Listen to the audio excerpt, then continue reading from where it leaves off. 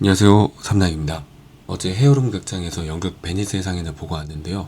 정말 너무 재밌게 보고 와서 오늘 좀 리뷰 영상을 찍어보려고 합니다. 셰익스피어는 사극, 희극, 비극, 시 등 모든 문학 장르를 섭렵한 영국 최고의 극작가죠. 소위 말해 4대 비극, 5대 희극이라 불리는 그의 작품들은 오늘날 모든 서사의 기본 체계를 정립시켰다는 평을 받고 있으며 현재까지도 작품들이 끊임없이 재해석되고 재공연되며 그 명성을 떨치고 있습니다.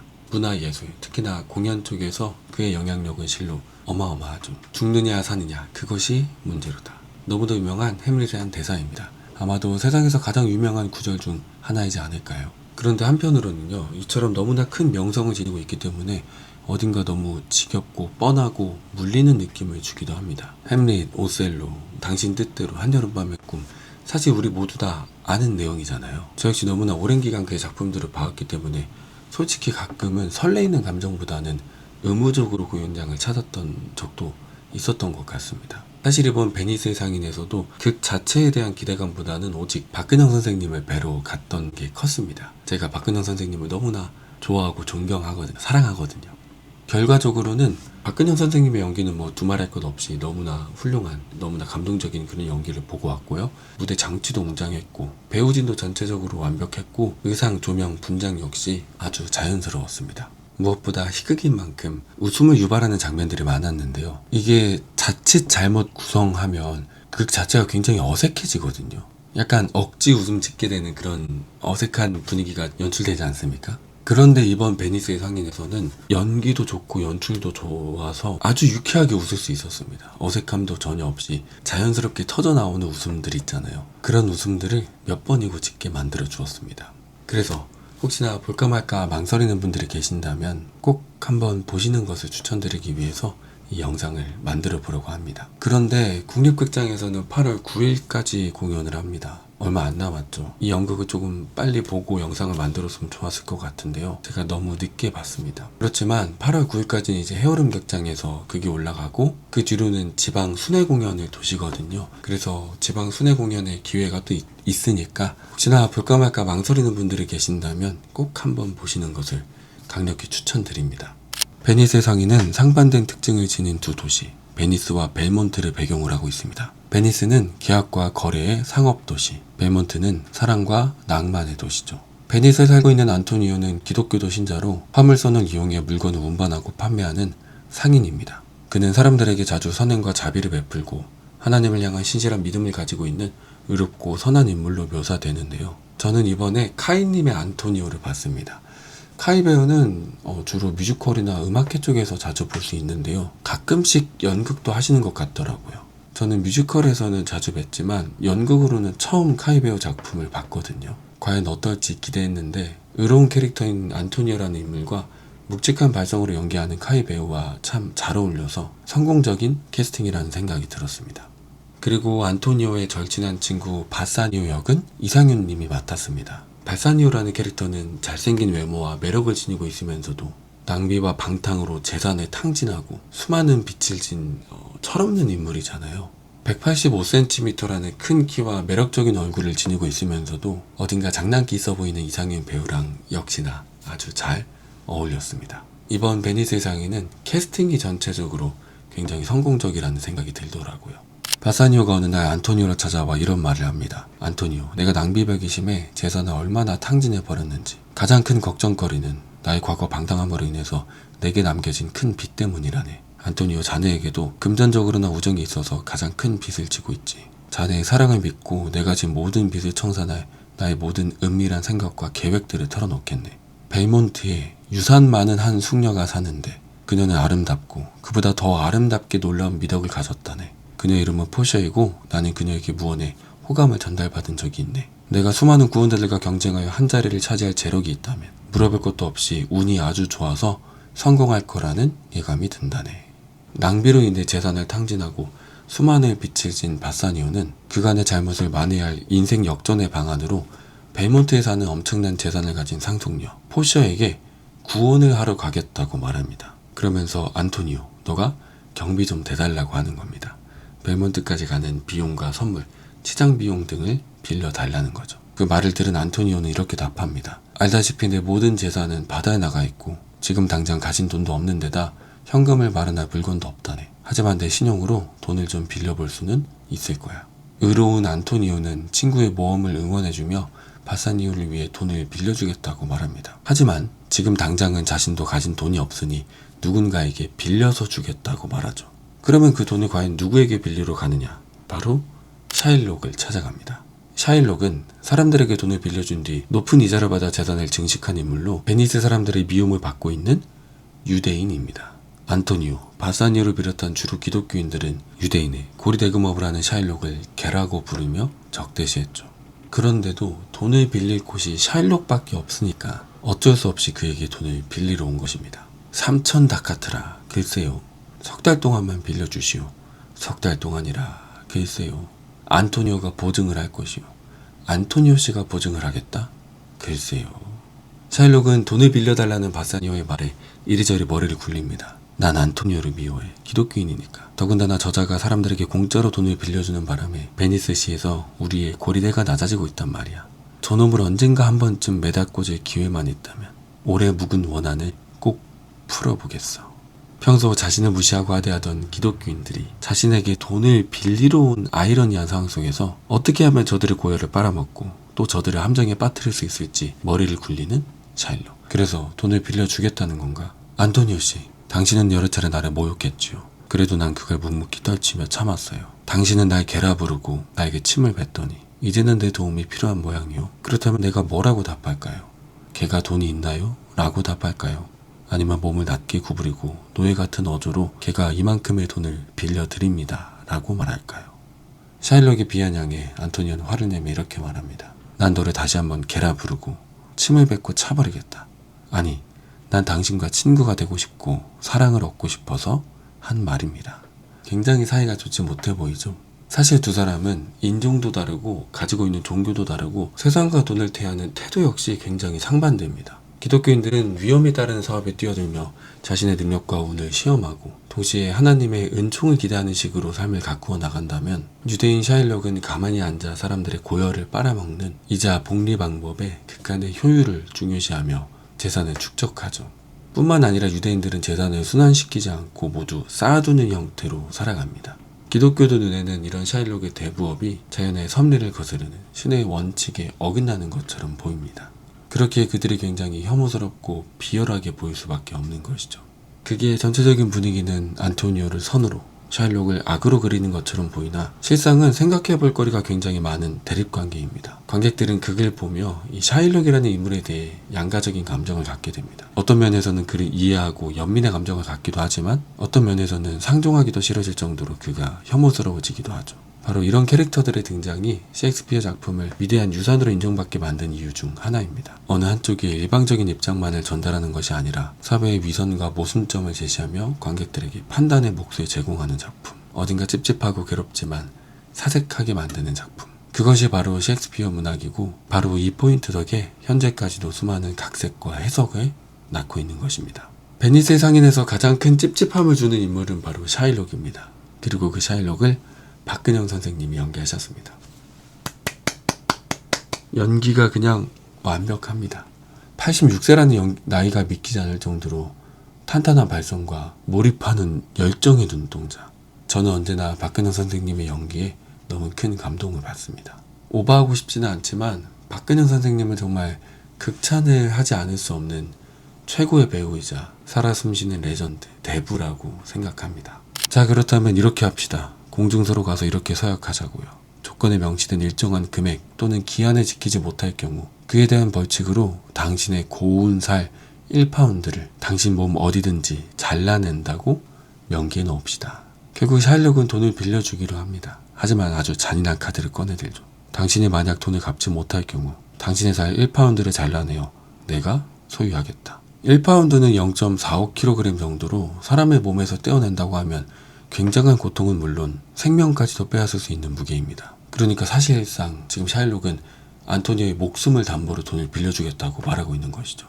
그만큼 샤일록은 안토니오를 싫어하고 그를 제거하고 싶어 하는 겁니다. 친구 바사니오는 계약 내용을 듣고는 기가 차다는 듯 이렇게 답합니다. 아니, 그따위 계약엔 서명 못해. 그러나 안토니오는 이렇게 말하죠. 바사니오, 앞으로 2달 안에 배가 들어오게 되는데 그러면 계약금의 3배를 회수할 수 있을 거라고 예상한다네. 안토니오 역시 계약 내용을 듣고 기가 차긴 했지만 그는 믿는 구석이 있었습니다. 바로 항해를 나갔던 배들이 이제 곧 돌아올 때가 됐거든요. 그리고 항해를 나갔던 배들이 돌아온다면 충분히 돈을 갚을 수 있겠다고 생각하며 결국 계약을 성사시키려 합니다. 바사니오는 안토니오를 끝까지 말려보지만 두 사람은 결국 말도 안 되는 계약을 성사해 버립니다. 한편 벨몬트에는 막대한 돈을 상속받은 포시아라는 여인이 있었습니다. 그녀는 베니스의 상인에서 가장 핵심적인 역할을 하는 주인공인데요. 저는 이번에 원진아님의 포시아를 보고 왔습니다. 어딘가 순수해 보이면서도 당찬 느낌을 주는 원진아 배우랑 포시아라는 역할이 역시나 너무 잘 어울린다고 생각했습니다. 이번 캐스팅은 정말 너무나 성공적인 것 같은데요. 저는 개인적으로 최수영님의 포시아도 한번 보고 싶어요. 그래서 저희 지방으로 혹시나 순회 공연으로 오시는 일이 있으시다면 그때는 최수영 배우의 포시아를 볼 생각입니다. 포시아는 정말 넘칠 정도로 많은 돈을 상속받았지만 자신의 삶에 만족할 수가 없습니다. 왜냐하면 그녀는 깨어있는 여성이거든요. 그 당시 여성이란 권력층인 남성들에게는 욕망의 대상이자 경제력 획득의 수단 혹은 재산처럼 여겨졌습니다. 포시아 역시 현재 아버지의 유언에 얽매여 있는 상황이었습니다. 남편감을 찾아 결혼하라는 유언에 따라 여러 구원자들을 맞이해야 하는 상황에 놓여 있었죠. 그녀는 그토록 많은 돈을 소유하고도 진정한 행복을 느끼지 못하고 있는 상태입니다. 나에게 선택이라는 말, 내가 원하는 사람을 선택할 수도 없고 싫은 사람을 거절할 수도 없다니. 살아있는 딸의 의지는 돌아가신 아버지의 유언에 얽매여 있다. 정말이지 네리사, 나의 작은 몸으로는 세상은 너무 넓고 커. 정확히 어떤 유언이 그녀를 올가매고 있냐면요. 아버지가 구원자들에게 일종의 테스트를 내린 겁니다. 금, 은, 납 3가지로 이루어진 궤가 있는데요. 이 3가지 궤 중 2곳은 꽝이고 오직 한 곳에만 포시아의 초상이 들어있습니다. 그리고 그 포시아의 초상이 들어있는 궤를 선택한 남성만이 자신의 딸과 결혼할 수 있다는 일종의 제비뽑기 형식의 테스트를 유언으로 내린 것이죠. 그리고 포시아는 그 궤를 뽑은 남성과 반드시 결혼을 해야 되는 운명에 처해 있는 상황이고요. 하지만 이것은 단순히 행운만을 시험하는 테스트는 아닙니다. 실상은 각각의 궤 표면에 새겨진 문장을 통해 구원자의 지혜와 삶의 태도를 꿰뚫어보는 시험이기도 한데요. 각 궤에는 이런 글자가 적혀 있습니다. 금궤, 선택하면 다수가 원하는 걸 얻으리라. 은궤, 선택하면 너 자신의 가치만큼 얻으리라. 납궤, 선택하면 다 내놓고 위험을 감수해야 한다. 여러분들이라면 어떤 궤를 선택하실 건가요? 다양한 답들이 나오실 것 같은데 포시아의 아버지가 원했던 답은 납궤였습니다. 선택하면 다 내놓고 위험을 감수해야 한다는 어떤 기독교적 모험, 대항해 시대에 걸맞는 그런 지혜였던 것이죠. 극 중에서는요, 모로코 왕자, 아라공 왕자 등이 등장하며 포시아에게 구원을 합니다. 그러나 그들은 각각 금, 은궤를 선택하며 결국 포시아를 얻지 못하죠. 사실 객관적으로 봤을 때 포시아의 아버지는 딸에게 좋은 남성을 이어주고 싶어하는, 딸을 너무 사랑하고 아끼는 좋은 아버지인 것은 분명합니다. 다만 죽어서까지 딸의 운명에 관여하고 있다는 것이 깨어있는 포시아 입장에서는 가혹할 뿐이죠. 그런데요, 포시아는 아버지의 유언에 따라 마냥 수동적으로 남편감을 기다리는 사람이 아닙니다. 물론 시대적 한계 때문에 그녀가 운명에 크게 저항할 수는 없지만 아버지 유언을 완전히 부정해버릴 수는 없지만 그래도 자신이 할 수 있는 범위 안에 모든 것을 활용하며 자신의 운명을 개척해 나가려 합니다. 포시아는요, 당시 여성의 특징으로 여겨지던 수동적, 나약함, 순종적에서 벗어나 남성의 전염으로 여겨졌던 적극성, 대담성을 보여주는 캐릭터입니다. 셰익스피어 작품 중 가장 양성적인 인물이자 틀에 박힌 고정관념을 가장 시원하게 깨부수는 인물이죠. 그녀는 바사리오가 마음에 들어요. 바사리오가 이제 구원을 하러 왔잖아요. 첫눈에 그와 사랑에 빠집니다. 그와 너무 결혼을 하고 싶은 거예요. 너무 마음에 드는 거죠, 저 남자가. 대놓고 정답을 알려줄 수는 없잖아요. 그렇다고 해서. 그래서 바사리오가 선택을 하려고 할 때 하인들이 은근히 나비라는 단어가 들어간 노래를 부르는 힌트를 주며 그의 머릿속에 나비라는 단어가 연상되게끔 만듭니다. 굉장히 재치있는 방식으로 바사니아의 선택을 돕는 것이죠. 그리고 결국 바사니아는 정말로 납궤를 선택해서 포시아의 초상을 얻고 포시아와 키스하며 결혼에 성공하게 됩니다. 포시아는 분명한 한계 속에서도 자신의 운명을 끊임없이 개척하려 노력했던 캐릭터입니다. 그리고 이렇게 결혼을 약속하는 순간 포시아가 다시 한번 아주 주도적인 행동을 벌입니다. 바로 그에게 결혼 반지를 주며 이렇게 말하는 것이죠. 이제 저는 당신 것, 주인님 거예요. 이 반지와 함께요. 이것을 빼놓거나 잃거나 남에게 준다면 그것은 당신의 사랑이 몰락할 징조이고 제가 당신을 비난할 기회도 얻게 되는 겁니다. 오, 이 반지가 내 손가락을 떠날 때면 내 생명 또한 떠납니다. 오, 그럼 감히 바사니오 죽었다고 하십시오.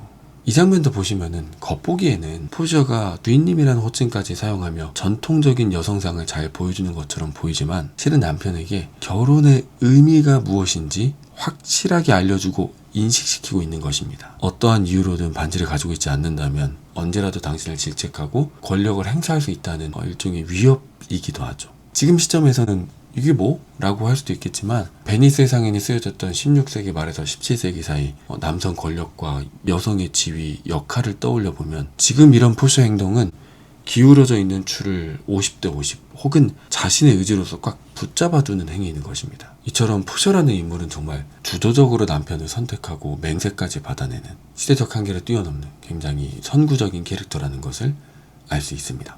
그렇게 두 사람이 결혼을 하게 됩니다. 바사니오는 결국 인생이라는 모험에서 승리하게 된 것이죠. 그는 마치 대항해 시대 때 모험을 떠나 큰 성공을 거뒀던 유럽인들처럼 포셔라는 큰 성공을 쟁취하게 된 것입니다.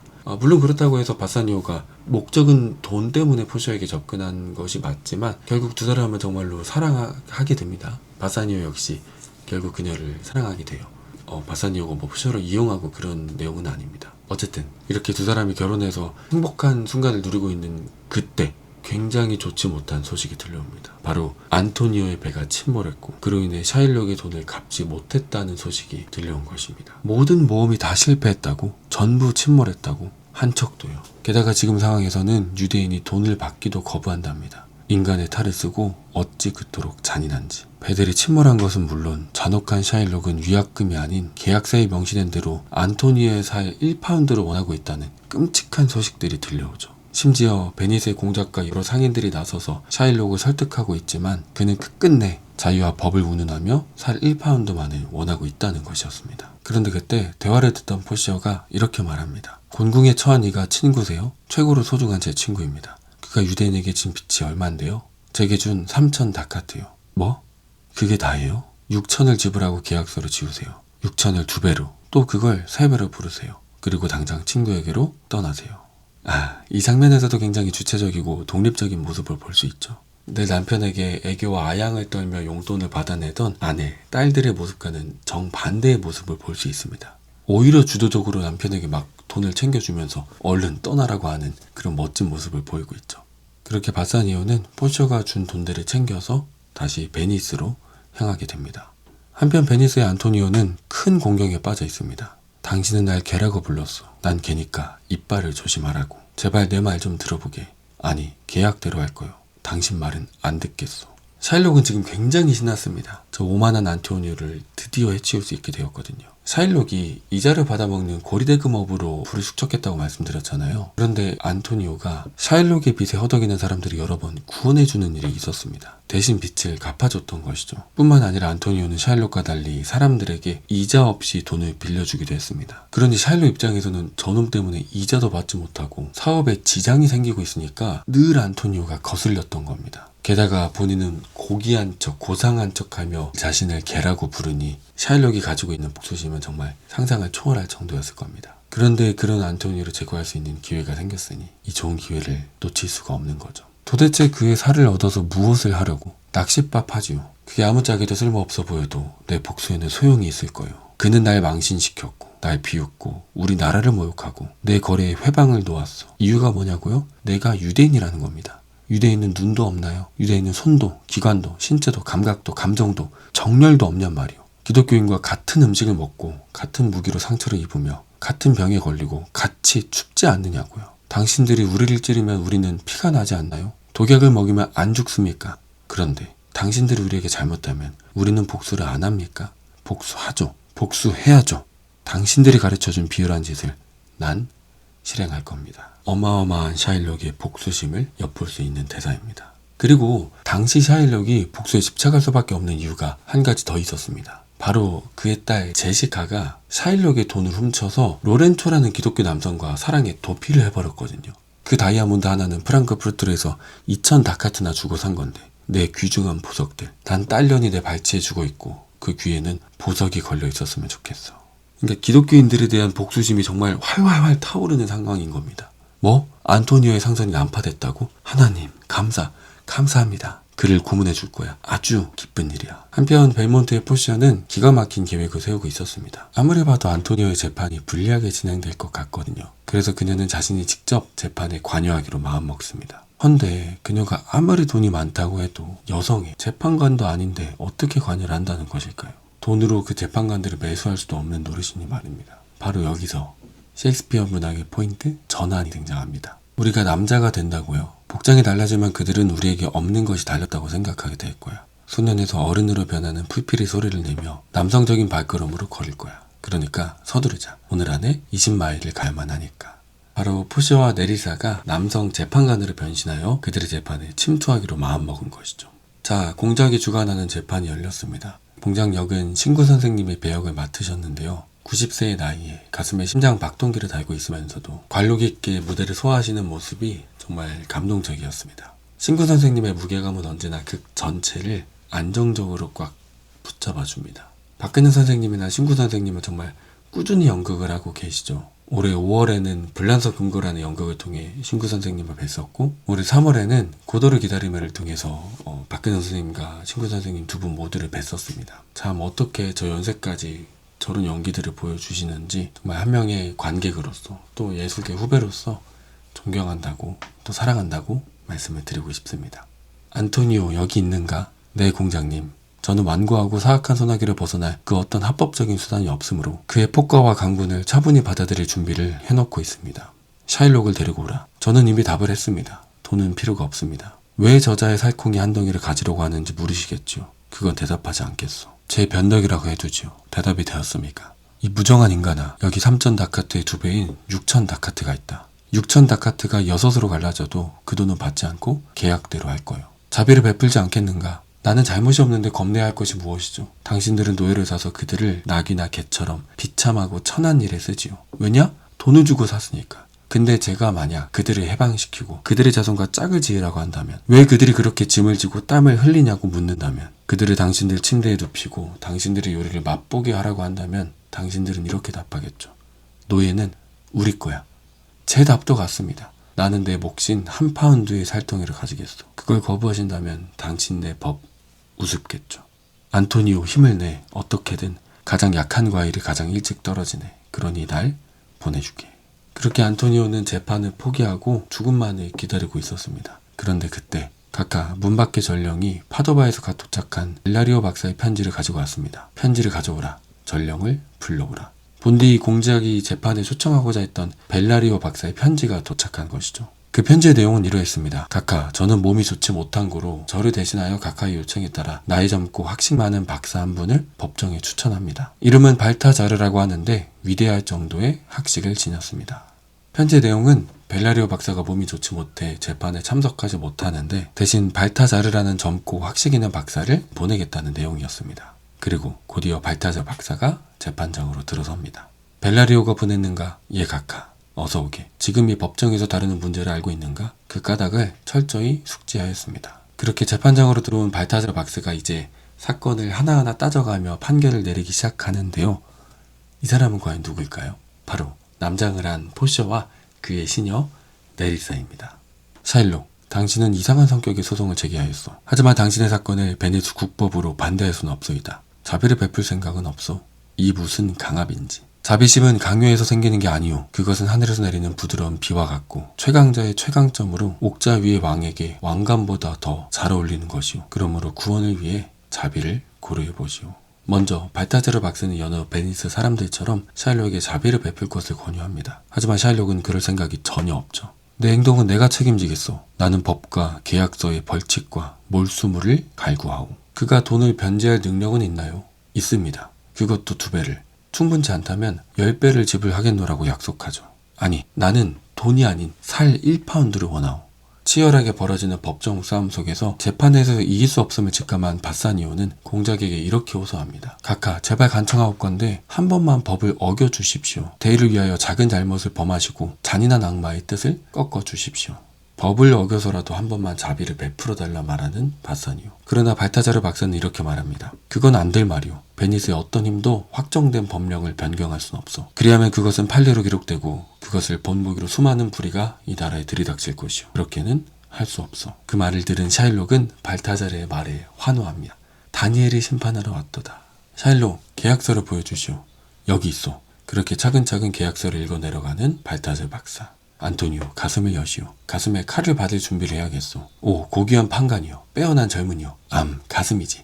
심장 가장 가까운 곳. 살덩이를 달아볼 저울은 준비됐소. 여기 있습니다. 샤일록, 그래도 의사를 부르시오. 본인의 부담으로. 상처를 막아서 출혈로 이 사람이 죽지 않게. 계약서에 그런 내용은 없소. 그쯤은 자선으로 하는 게 좋을 거예요. 그런 건 못 찾겠소. 계약서엔 없소이다. 결국 샤일록은 안토니오의 살을 베기 직전까지 갔습니다. 그리고 의사를 불러달라는 발타자르 박사의 말을 완전히 무시한 채 일말의 자비도 베풀 생각이 없다는 뜻을 확고하게 하고 있죠. 판결. 저 상인의 살덩이 1파운드는 당신 것이다. 최고로 올바른 판관이요. 그렇다면 이제 그렇게 샤일록이 안토니오의 살을 베어내려는 순간 발타자르 박사가 이런 말을 덧붙입니다. 하지만 계약서에는 살 1파운드만이 적혀 있어. 그러니 계약대로 살덩이 1파운드만을 가지시오. 만약 그걸 잘라낼 때 기독교인 핏물이 한 방울만 흘러도 당신 땅과 재물은 베니스 국법에 의하여 베니스 정부로 몰수될 것이오. 반전이죠. 계약서를 꼼꼼히 작성해야 하는 이유입니다. 계약서에는 분명히 살 1파운드만을 취한다고 되어 있을 뿐 피에 대한 내용이 없다는 허점을 제대로 파고든 겁니다. 오, 공정한 판관이요. 아니 그것이 어찌 그것이 법입니까? 이것이 법입니다. 유대인 정확히 1파운드 그 이상도 그 이하도 자르지 마시오. 정확히 1파운드에서 나달 한 톨만큼이라도 무겁다면, 만약 저울이 머리카락 한 올에 예상치만큼이라도 기운다면 당신은 죽을 거고 재산은 다 몰수될 거요. 상황이 이렇게 되니까 샤일록은 발동에 불이 떨어졌습니다. 그제서야 안토니오를 살려주고 돈이라도 챙기려고 들죠. 앞전에 말한 계약을 따르겠소. 계약금의 3배로 기독교인을 놔주시오. 아니, 계약서에 명시된 대로 하시오. 원금이라도 주시고 날 가게 해주시오. 당신은 이미 공개된 법정에서 그걸 거절했소. 오직 정의와 계약서만을 얻을 거요. 원금도 받지 못한단 말입니까? 당신은 몰수물만 얻을 거요, 유대인. 에이, 그렇다면 그 돈이나 먹고 재수 옴부트라지. 더 이상 따지지 않고 나는 가겠소. 결국 모든 것을 포기한 샤일록은 서둘러 법정을 떠나가려는데 발타자르 박사가 이렇게 말합니다. 멈추시오 유대인. 외국인이 직접 또는 간접적인 시도하에 시민의 생명을 노렸음이 입증되면 그 음모의 대상이 된 당사자 쪽에서 그의 재산 절반은 압수하고 나머지 절반은 정부에 환원하며 범법자의 생명은 공작의 손에 달려있다고 되어 있어. 당신은 지금 생명을 해치려는 음모를 꾸몄고 당신은 내가 앞서 언급한 위험을 초래했어. 그러니 공작의 자비를 무릎 꿇고 구하시오. 완전히 자기 꾀에 넘어간 꼴이 되어버렸죠. 일말의 자비도 없이 상대의 목숨을 취하려다 도리어 자신이 아주 큰 함정에 빠진 꼴이 되어버렸습니다. 재산의 전부는 물론 생명까지 잃을 위험에 처해버린 것이죠. 너의 목숨을 뺏는 벌은 즉시 사면한다. 그러나 네 재물의 절반은 안토니오의 것이고 국고로 들어가는 나머지 절반도 벌금으로 돌릴 수도 있느니라. 공작은 그 자리에서 기독교의 자비를 베풀며 샤일록의 목숨만은 살려주겠다고 말합니다. 하지만 샤일록의 재산의 절반은 국고로 한수될 위험에 처해 있고 절반은 안토니오의 몫이 되어버렸죠. 내 목숨과 모든 것을 가지시오. 내 집을 받쳐주는 기둥을 뺏어가면 내 집을 뺏는 거요. 안토니오, 당신은 어떤 자비를 베풀 거요? 저는 샤일록의 돈을 소유하고 있다가 그가 죽게 된다면 그 돈을 그의 딸을 훔쳐간 신사에게 지불하겠습니다. 하지만 여기에는 2가지 조건이 있습니다. 하나는 그가 곧장 기독교 신자가 되어야 한다는 것이고, 하나는 그가 돈을 딸에게 선물한다는 기록을 법정에서 남기는 것입니다. 유대인 할 말 있습니까? 없습니다. 서명하겠습니다. 최소한의 자비도 베풀지 않으려 했던 샤일록과는 반대로 공작가 안토니오는 자비를 베풀며 그 유명한 베니스의 상인 법정 장면이 끝이 나게 됩니다. 선하고 의로운 안토니오의 목숨도 지키고 재산도 지키고 악독한 유대인 샤일록을 기독교로 개종시키는 해피엔딩의 결과를 맞게 되는 것이죠. 그렇게 재판이 끝나고 난 뒤 안토니오와 바사니아는 발타자르 박사를 찾아가 감사 인사를 전합니다. 그런데 여기에서 또 재밌는 일이 벌어지죠. 참으로 훌륭하십니다. 저와 제 친구는 당신의 지혜로 지독한 형벌을 면하게 됐습니다. 그에 대한 대가로 여기 3,000다카트를 보답으로 드리겠습니다. 그리고 그에 더해 호의와 봉사를 언제나 당신에게 빚지고 있다는 것을 기억하겠습니다. 당신을 구해서 난 만족스럽소. 그러므로 보상은 잘 받았다 여깁시다. 그래도 거절하지 마시고 감사의 표시를 허락해 주시오. 그렇다면 안토니오, 그 장갑을 주시오. 그리고 바사니오, 반지를 주시오. 참 짓궂죠. 발타자르 박사로 변신한 포셔가 남편 바사니오에게 감사의 표시로 반지를 달라고 말하며 일종의 시험을 하는 겁니다. 포셔가 이 반지를 주며 어떤 맹세를 받았었죠? 이제 저는 당신 것, 주인님 거예요. 이 반지와 함께요. 이것을 빼놓거나 잃거나 남에게 준다면 그것은 당신의 사랑이 몰락할 징조이고 제가 당신을 비난할 기회도 얻게 되는 겁니다. 오, 이 반지가 내 손가락을 떠날 때면 내 생명 또한 떠납니다. 오, 그럼 감히 바사니오 죽었다고 하십시오. 라는 맹세를 했었습니다. 그런데 바사니오는 결국 반지를 줘버려요.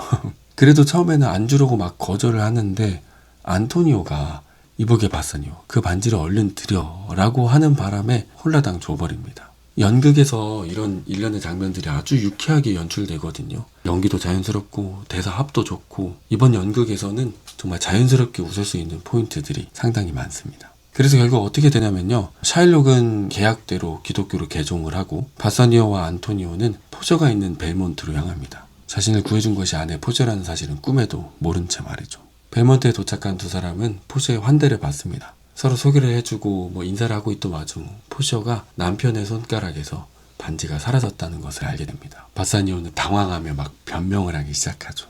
사랑하는 포셔요. 내가 그 반지를 누구에게 줬는지 안다면, 그 반지를 누굴 위해 줬는지 안다면, 그 반지를 무엇 때문에 줬는지 안다면 당신의 노여움의 강도가 줄어들 겁니다. 당신이 그 반지의 효험을 알았거나 그 반지를 준 여자의 가치를 절반 또는 그 반지를 지켜야 할 자신의 명예를 알았다면 그 반지를 결코 포기하진 않았을 거예요. 분명히 어떤 여자에게 줘버렸겠죠. 내 명예를 걸고서 결코 아니오. 난 정말 할 수 없이 반지를 주었소. 강요당한 잘못을 용서해 주시오. 착한 부인.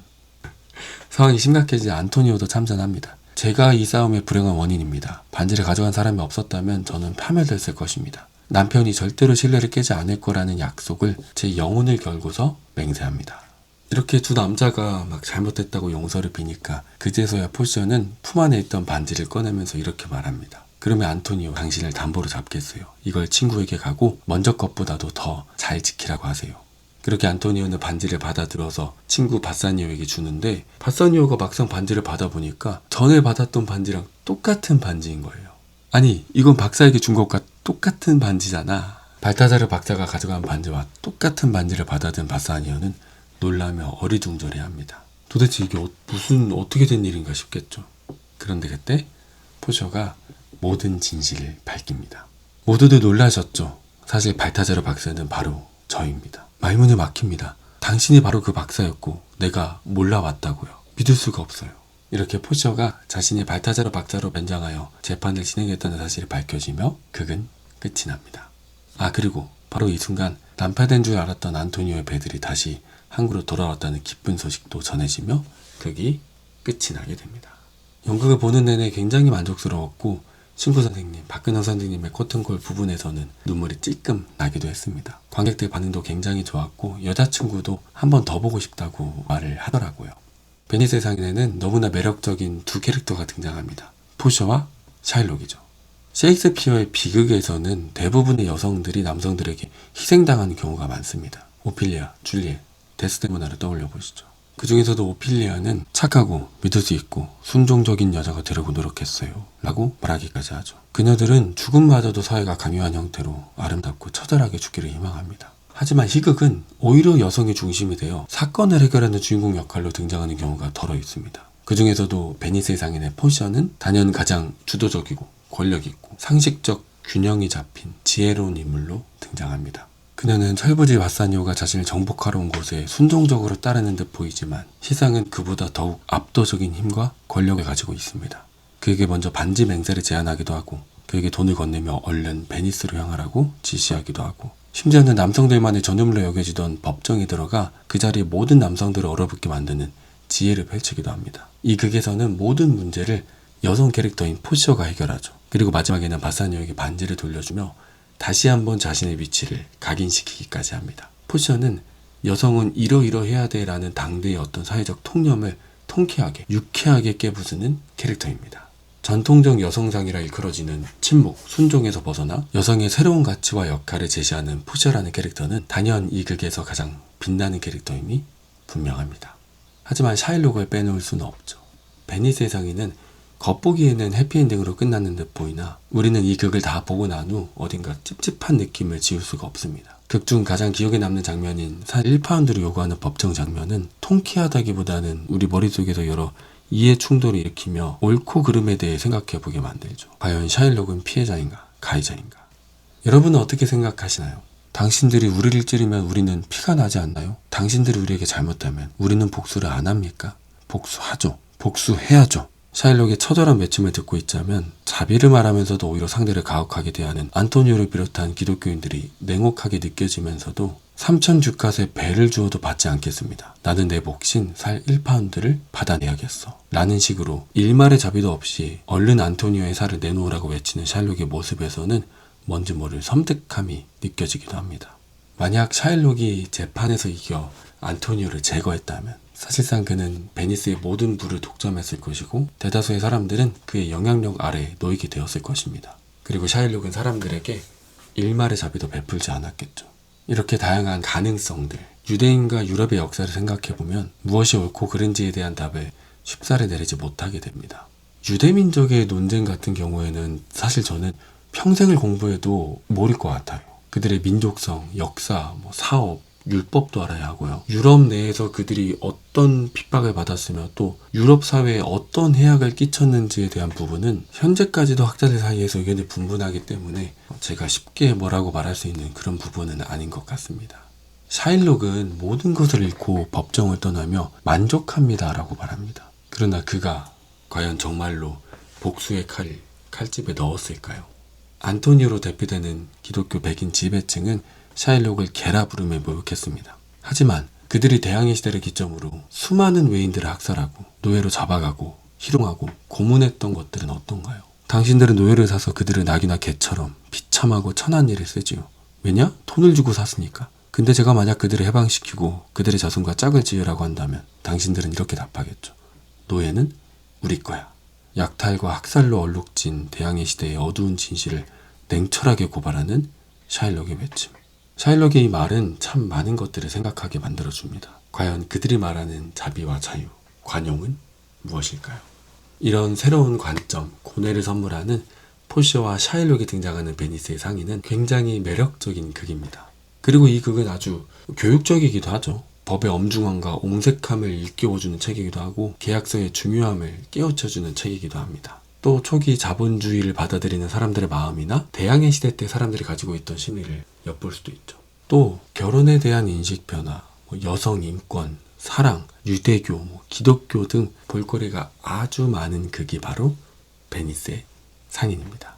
다시 한번 말씀드리지만 베니스의 상인은 8월 9일까지 서울에서 공연하고 그 뒤로는 지방 순회 공연을 다닙니다. 혹시나 우리 지역으로 공연으로 오실 때 꼭 한번 보시는 것을 정말 강력 추천드리면서 오늘 영상을 마쳐보려고 합니다. 오늘도 영상 봐주셔서 정말 감사드리고요. 다음에 더욱 재밌고 좋은 영상으로 찾아뵙겠습니다. 이상 삼락이었습니다. 감사합니다.